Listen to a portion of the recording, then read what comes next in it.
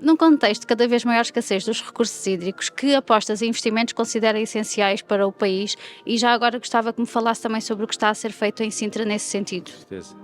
Bem, em primeiro lugar, boa tarde e obrigado pela oportunidade. Efetivamente, na área do abastecimento de água, existem três vertentes que, a nosso ver, são essenciais, nomeadamente a questão do combate às perdas de água, a água não faturada. Essa é uma temática que é fundamental e, portanto, é muito necessário fazer investimento nas redes mais antigas, com mais rupturas e que originam, como é lógico, mais perdas de água. E, portanto, temos hoje em dia ainda concelhos ou municípios em Portugal com perdas de água de 40% a 50%, que não faz sentido, e portanto temos que rapidamente conseguir baixar as perdas de água. Eu dou sempre o exemplo de Sintra, já disse ali há bocadinho também. Em 2014 tínhamos cerca de 31% de perdas de água, fechamos 2023 com cerca de 17,8%, e portanto o investimento passa muito por combater as perdas de água, por conseguir reabilitar as infraestruturas mais antigas. Depois, na questão da água para reutilização, é também uma área fundamental, reutilizarmos a água que tratamos nas nossas hectares para outros fins que não para o consumo humano, nomeadamente para a rega de jardins, para a lavagem de contentores, para a lavagem das ruas, para a utilização interna. É também uma área que precisa de ser incrementada e que precisamos, nos próximos anos, subir acentuadamente a reutilização de água para reutilização.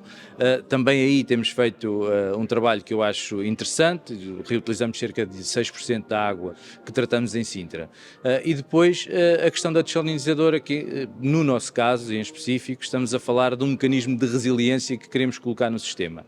Não tanto por termos necessidade ou por termos escassez de água, que não temos, a nossa água vem essencialmente da barragem de Castelo de Bode, vendida pela EPAL, e muito bem, mas queremos ter um mecanismo de resiliência que nos permita produzir cerca de 10% da água que distribuímos em Sintra. E por isso é que estamos a estudar a possibilidade da construção de uma central desalinizadora no concelho. E o que é que nos pode dizer mais sobre esse projeto que ainda está em vias, ainda está a ser estudado, não é? Não posso dizer muito.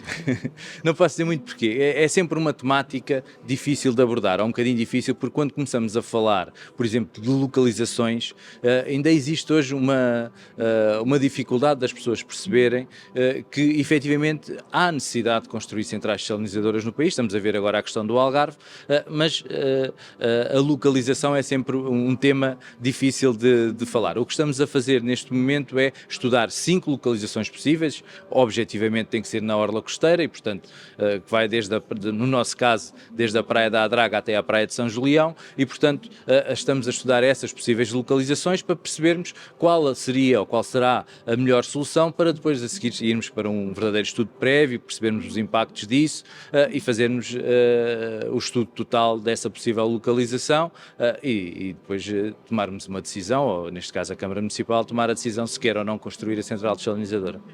E, relativamente à questão das perdas de água, estava a falar que Sintra realmente fez um bom trabalho nesse sentido.